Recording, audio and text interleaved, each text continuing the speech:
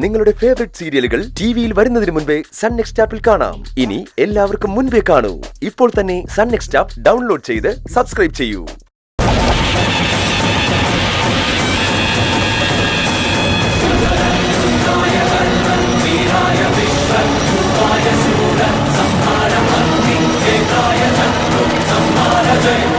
അതെ, ഇവിടെ ഒരു മനുഷ്യ ശരീരം കിടന്നത് താങ്കണ്ടോ?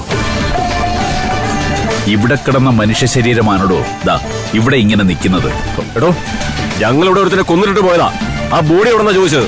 ആ ബോഡി മറ്റൊരു ലക്ഷ്യസ്ഥാനം തേടി പ്രയാണം ആരംഭിച്ചിരിക്കുന്നു. കളിയാക്കുന്നോടാ.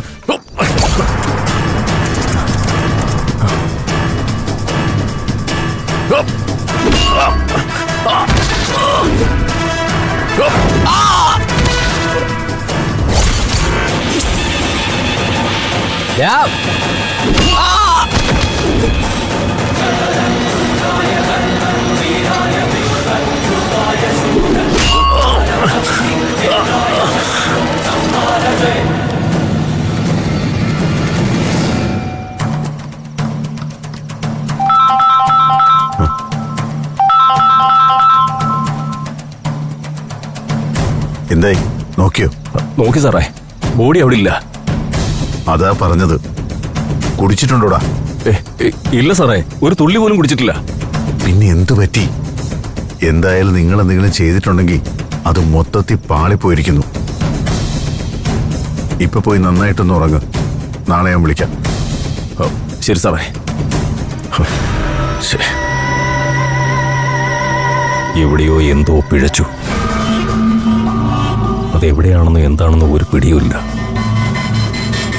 എന്തായാലും നാളെ രാവിലെ മുതൽ അവനെ തിരക്കിറങ്ങണം. നാളെ രാത്രി കൊണ്ട് തീർക്കണം.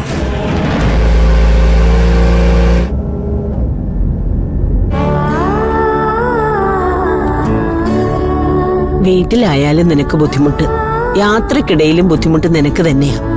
അവിടെ ചെന്നാലും അമ്മ അതിനെക്കുറിച്ചൊന്നും ചിന്തിക്കണ്ട. അവിടെ ചെന്നിട്ടുള്ള കാര്യം അവിടെ ചെന്നിട്ട് ദേവി മൂകാംബികയെന്ന് ജപിച്ചുകൊണ്ടിരിക്കെ.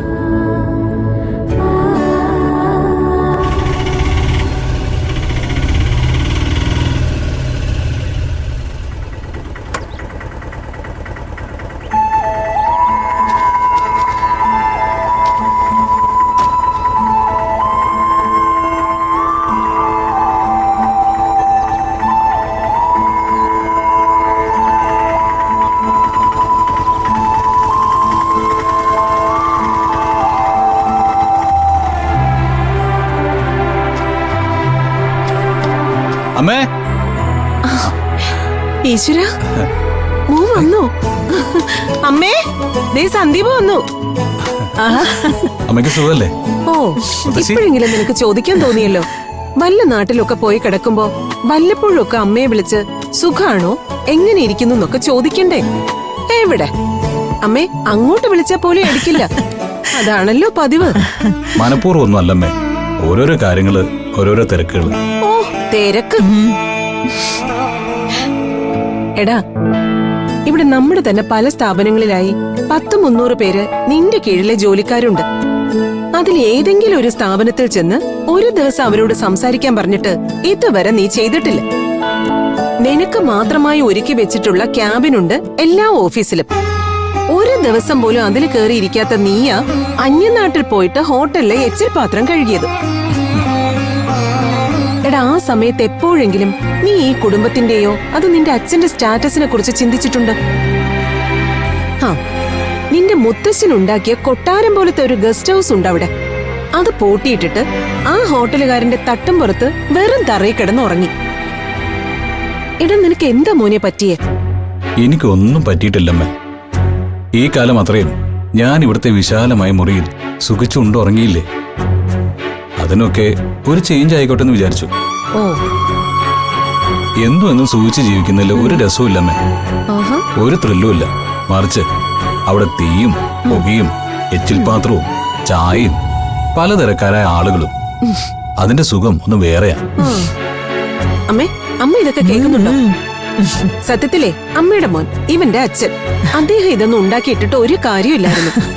ഇങ്ങനെ ബുദ്ധനെ പോലെ എല്ലാ സൗഭാഗ്യങ്ങളും വെടിഞ്ഞ് അന്യനാട്ടിൽ പോയി ഹോട്ടൽ പണി ചെയ്യുന്ന ഒരു മകനാ തനിക്ക് പിറന്നിരിക്കുന്നേന്ന് അന്ന് അദ്ദേഹം അതൊന്നും മനസ്സിലാക്കിയില്ല. ഹേ അമ്മേ, ബുദ്ധനോടൊന്നും ഉപമിക്കരുതേ. ഓ, ബുദ്ധന്റെ അച്ഛനും അമ്മയും അദ്ദേഹത്തിന് ചേർന്ന മട്ടില് കല്യാണം നടത്തി കൊടുത്തിട്ടുണ്ട്.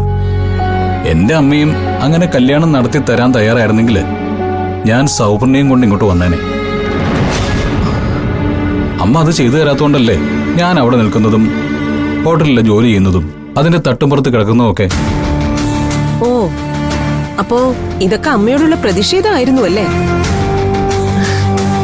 എടാ, നിനക്ക് ഞാനൊരു കല്യാണം ആലോചിച്ചു. നിനക്ക് ചേർന്നൊരു പെൺകുട്ടി. ആ, അങ്ങനെ ചേർന്ന കുട്ടിയെ നോക്കിയിട്ട് അമ്മ തന്നെ അങ്ങ് കല്യാണം കഴിച്ചാൽ മതി. മോനെ, അവനൊരു ദീർഘയാത്ര കഴിഞ്ഞു വന്നതല്ലേ, പോയി ഒന്ന് കുളിച്ചിട്ട് എന്തെങ്കിലും കഴിക്കട്ടെ. ചെല്ലു മോനെ, പോയി കുളിച്ചിട്ട്. താങ്ക് യു മുത്തശ്ശി.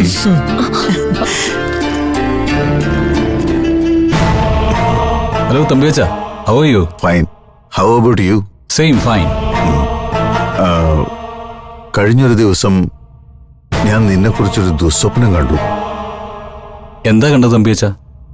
അവിടെ കൊല്ലൂരിൽ എവിടെയോ വെച്ച് കുറെ റൗഡികൾ നിന്നെ അറ്റാക്ക് ചെയ്യുന്നുവെന്നും അങ്ങനെ ഒരു സ്വപ്നം. എന്നെ അറ്റാക്ക് ചെയ്യാൻ അവിടെ ആരാ? തമ്പിയച്ചന് ആവശ്യമില്ലാതെ എന്നെ കുറിച്ച് ബോധേരാവണ്ട.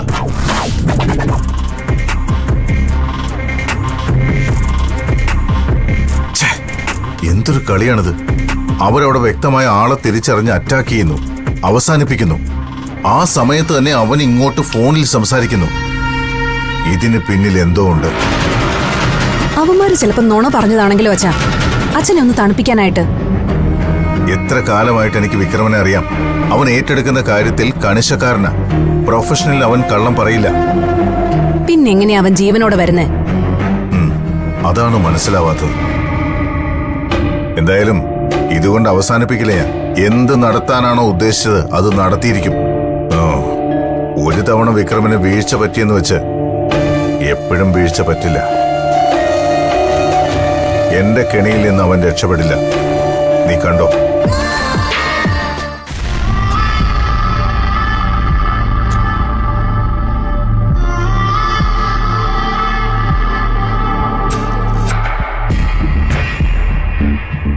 Hello sir.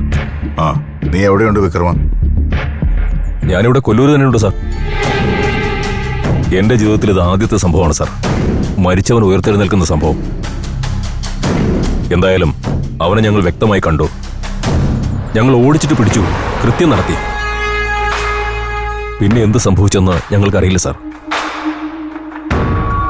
എന്തൊക്കെ സംഭവിച്ചിട്ടുണ്ടെങ്കിലും നിങ്ങൾ എന്തൊക്കെ ചെയ്തിട്ടുണ്ടെങ്കിലും ദേഹത്തൊരു പോറല് പോലും ഇല്ലാതെ അവനിവിടെ എത്തിയിട്ടുണ്ട്.